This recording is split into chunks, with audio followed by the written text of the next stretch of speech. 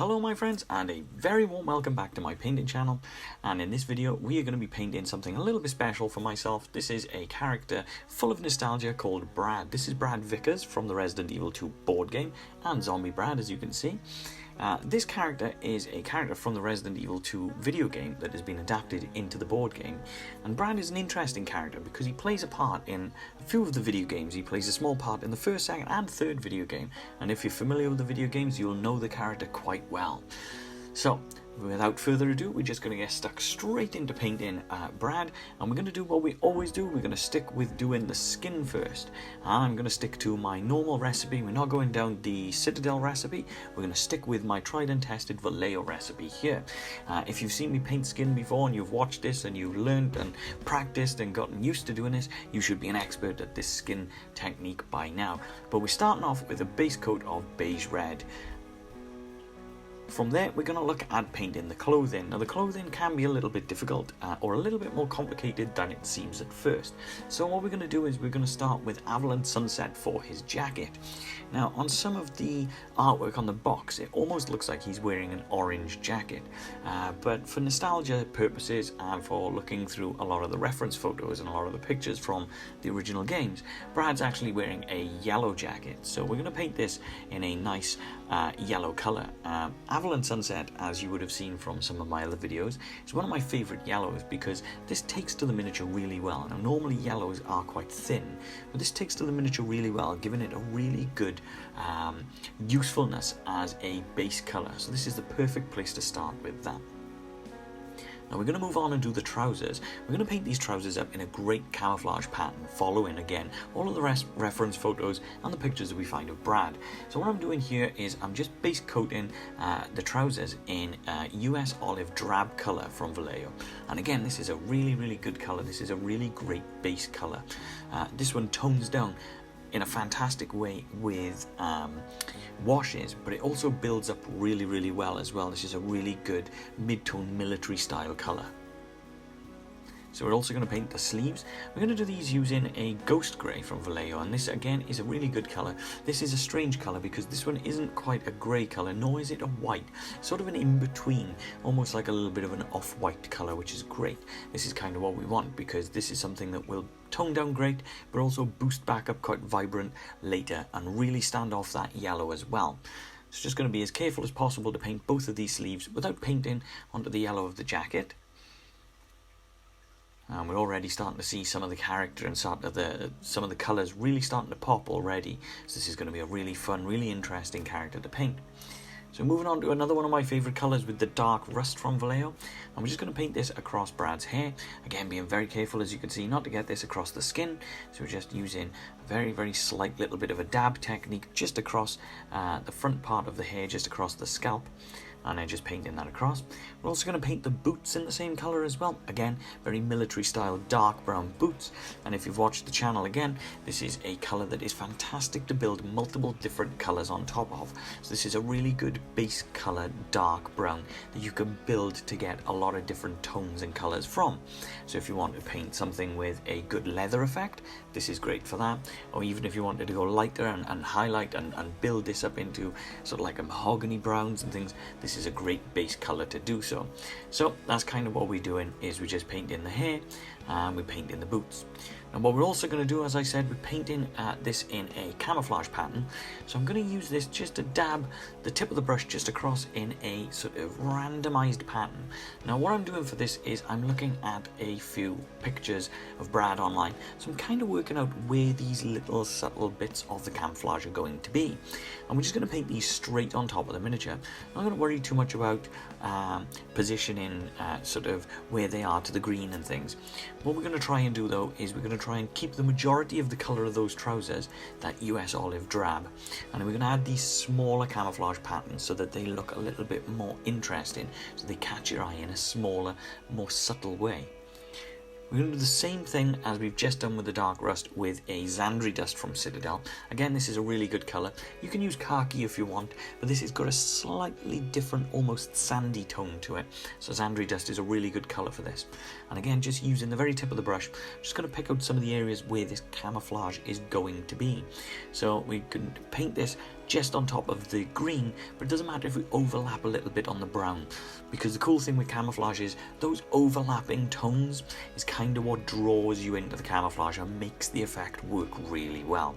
You don't want those colours to be flat, or you don't want them to be too broken apart and have sort of the khaki colour and the dark brown colour just in sort of patches too far away from each other.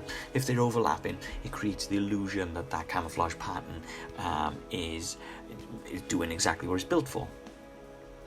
So again, like I said, I'm just using some of the reference pictures and just taking a look at some of the photographs that I can see of Brad online, just to build up where I think this is going to be. The hardest part about this was trying to paint this to be the same on both normal Brad and zombie Brad so that they match up. So that was quite interesting. We're also going to use military green, and we're going to do the same thing, just following around a little bit of the pattern of the Xandri dust. And this is a darker green, so this is a really dark military green. And this is just to give us a little bit of a subtle difference in those greens, so that we've got this kind of forest look camouflage pattern sort of appearing on the character and appearing through those trousers. Again, we're just using the very tip of the brush, just dabbing very, very slightly and just kind of giving ourselves a little bit of freedom to sort of move and control sort of how we want this camouflage to build up and create that character. Again, like I said earlier, you can kind of see the character building and those colours already standing out. Really, really cool. I do love painting camouflage. It is such a fun and different and interesting way of painting miniatures. You can kind of freehand it and just do whatever you want, and it really, really does make models stand out. It makes them pop. People normally, when they look at models that have been painted with a camouflage, they tend to sort of go, wow, you must have put a lot of effort into this. So it's really, really cool. I'm going to move on and just use a little bit of an ultramarine blue, and this is just for the little emblem, the little symbol that he's got just on his shoulder. So Brad's got the STARS badge on his shoulder, and from looking again at the pictures online, this badge is painted in a blue colour, so we're just trying to be as careful as possible to pick that badge out as much as we can, just like this. As you can see, I've switched now to using my very, very fine detail brush, and that's just to make sure that I don't go onto that white colour that we've used for the sleeves. Going on and just painting the belt, so just painting the belt around the edge, and of course the handle of the knife, and I'm painting these in a black colour. So for me, I'm using the Tenebrous Grey. Again, if you watch videos, you'll know why I use this so much, but you could use black if you're more comfortable just using a flat black, and it will work in exactly the same way, and it's a really cool little way of just finishing off those little touches here. Just trying to be as careful as possible using that ultra fine detail brush so that we don't get the black onto the yellows and things like that. We're also just going to use Gunmetal. Gunmetal is a great sort of dark grey silver colour. I'm just going to paint the knife with this, but we're also going to paint the belt buckle as well. And it's a really good base colour to start with your Gunmetal. Because it's so dark originally, you can kind of build the colours back up should you want to and create a really nice sort of vibrant or shiny sort of colour. It's a good place to start, is using the Gunmetal. Like I said, just trying to be as careful as possible and paint the belt buckle as well. And that little bit of silver will stand off quite nicely against those black leather straps. Now moving on, and I'm going to use a different wash in this one. I've used this one a few times on the channel, and it is one of my favourite washes. It's a brilliant wash. This is a Vallejo Sepia wash. So this is, they call it a dipping formula. And that's all I've done is I've added a very small amount of water to this, because out of the tub it can be a little bit thick, whereas by adding a little bit of water you can manipulate it a little bit more around the model, and it doesn't darken the model down too much. That's ideal and perfect for the camouflage, because we don't want to go through and paint all of those camouflage colours back up. We'll want to pick out on some bits of it, but not all of it. And by just adding a little bit of water to this will tone in to the creases of the camouflage trousers, but without toning them down so much that we've got to build all of those colours back up. It's just about building up in small increments, again, just to make them pop and to just catch your eye a little bit. So as you can see, I'm just covering the whole model, just choosing where I allow the sort of shade and the wash to pool on the middle, on the miniature, and I'm also going to do the same thing with Zombie Brad here as well. So as you can see, I've painted this one exactly the same as the other, trying to keep things as uniformed and as close together as possible, so that they match as much as they can, especially in the camouflage trousers. So you're going to go back, and again, like I say, if you followed the channel before, you'll know sort of the painting process. So we're just going to move on to that beige red again, and we're just using a nice thin coat, and we're going to build that colour back up and get this nice vibrant skin tone really sort of looking really nice and bright. So we're trying to pick out all of the highlighted areas. As you can see, I'm just trying to leave a small gap across the forehead so that it creates that element of depth and creases across the forehead. But we're going to pick out all of the cheeks, the nose, just around the chin area, and of course across the forehead, and all of those little muscles and things across the arms and things like that as well. Like I say, we're trying to be as careful as possible, and we're following out as much of the model as we can while leaving the shade in the recessed points.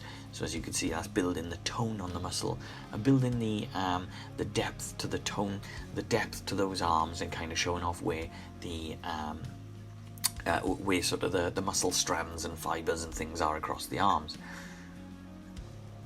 Just trying to use that really fine detail brush, just using the very tip of the brush as well, so we've got as much control as possible. Skin is one of those things that is really important to get right on your model, because skin, if you paint it really well and you get it looking really good on the model, it really does complete and finish the model. It makes it look and stand out really well. Again, I'm doing something that we've done previously on the channel, which is just mixing the beige red and a basic skin tone together, and I'm mixing these two in a straightforward half and half, so 50% of each paint. So it's just one blob of each out of the pot, and then a little bit of water just to mix, just to thin this down, mix this together, and then we're being a little bit more careful as to where we highlight. So mostly around the cheeks, the chin, the nose, all of these different things, just to get that highlight and that vibrancy coming through just that little bit more, as you can see. Trying to be as careful as possible as well, because although you can fix things, you kind of want to build these up in layers and in stages. So you want to be as careful as we can so that the transition and the build up works nice and seamless, nice and straightforward, and we build up straight through. So again, as you can see, I'm just building all of those muscle tones just onto the highlights and all down the forearm and things like that, kind of thinking where the light is going to catch on the muscle, and trying to leave as much of the shade in the recessed points as you can see on the hands and things like that, just to create that depth and that deeper sort of colouring. So we're going to go back to the jacket, the coat, and we're going back to that Avalanche Sunset. That colour that I was saying earlier is a fantastic colour, and we've thinned this slightly with a little bit of water, and now using the very extreme detail brush, the very thin small detail brush, we're just going to pick out all of those raised areas, and we're going to leave that shade. Now that shade has done a really good job in turning that yellow into a sort of browny sort of darker area, so that's really building contrast on this yellow now, and it's really allowing this yellow to pop already. So by building up the layer on here and building this vibrance back up, this yellow is really going to stand out, and it's going to become a really cool feature on the model. It's really going to make Brad into a really fine, detailed looking character. So as you can see, I'm just trying to be as careful as I can, like I say, just using the very tip of the brush and just following the pattern of the folds, following the way that the jacket sort of falls on the miniature and the way that it moves around the miniature, just trying to keep the shaded points, and you know, trying to keep the shade in those areas so that that creates that free flow in that dynamic pose all the way through. Now the cool thing with yellow, as I was saying earlier, yellow is normally quite a thin colour, so yellow is a colour that you can put multiple layers on, and that will create more vibrancy and more depth. So it's a great colour that you can use to build up in stages rather than going too extreme too quickly. It gives you that option of glazing, gives you the option of adding so many different things like the edge highlights and all things. It's a really good colour to play about with. It's a tough colour to get right straight away, but it's a great colour to work with. So again, using that really extreme detail brush on the badge, so on the emblem, just on the arm piece here, the stars logo has got 3 little stars that are also yellow as well.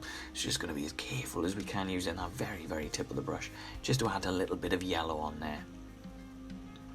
So as I was saying earlier with the camouflage, we're going to try and build up only subtle bits and just a few little bits. So we're going back to the US Olive Drab. because this is the lighter of the greens that we've got on the camouflage, and because the camouflage doesn't need all of those colours to be rebuilt back up, so the brown is great and the darker green is great, we're just going to rebuild the lighter green, so this US olive drab, and we're going to do the same thing as what we were doing with the coat. We're going to pick out some of the areas that are sticking, that are standing out. So we're picking out some of the folds on the trousers and some of the creases on the trousers, while we leave the shades sitting in the recess points. And this is creating that depth even in those camouflage trousers.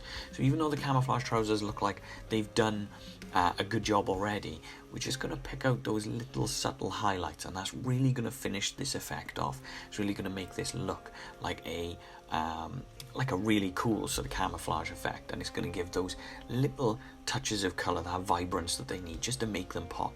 It'll help to catch your eye and make it look really, really good. So we've done the US olive drab, but we're also going to do the same thing to the Zandri dust as well. Again, just using a nice thin down paint, we're just going to build a little bit more back on. So just using that really fine detail brush again, as you can see, I'm just picking those areas where that Zandri dust is, just to build that vibrance that the shade has just darkened slightly. But we're only picking out the areas where you can see the folds on the miniature. So we're going to leave the darker bits in the recesses as well, giving it that depth and creating the illusion of shade and darkness.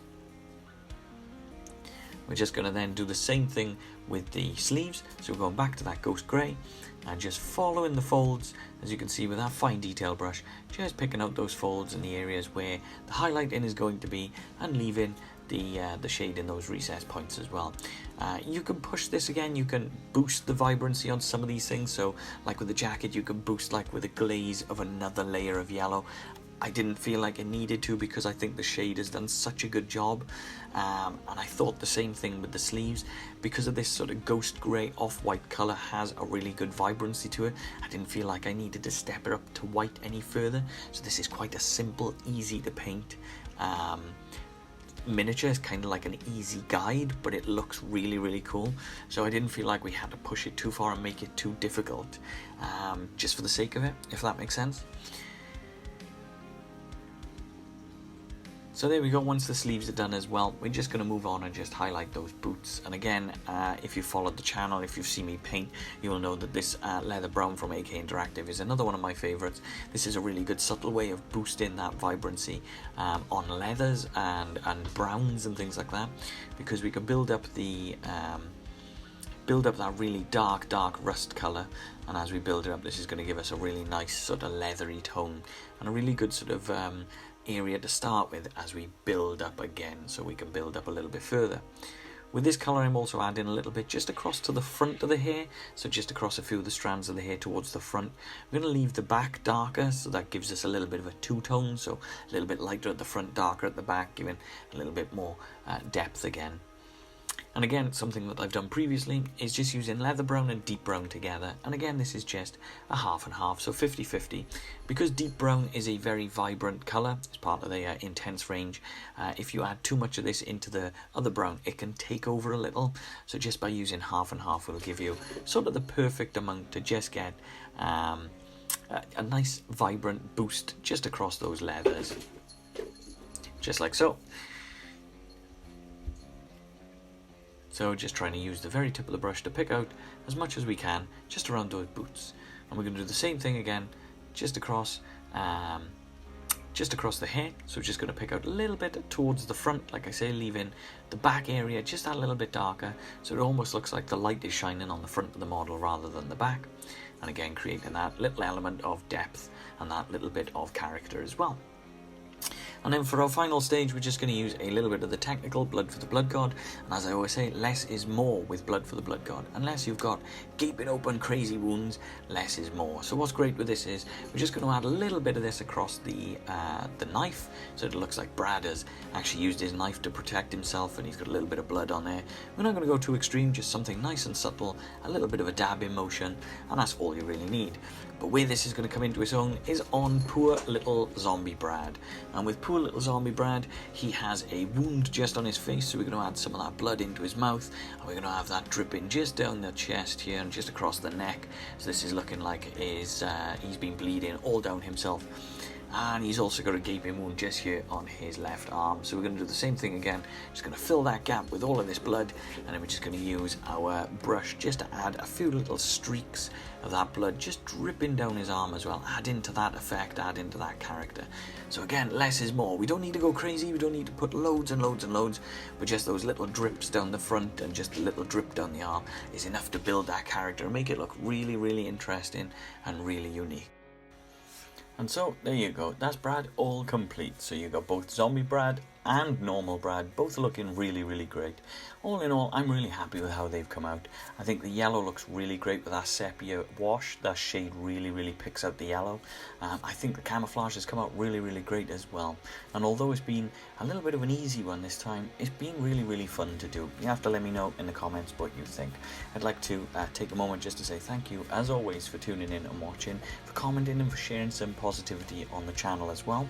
And a few of you have stuck around for quite a while now, and you've been sharing some really, really good positive views on here as well. So I'd just like to say a really, really big thank you so much to all of your support and views and everything. So yeah, I hope to see you guys on the next one.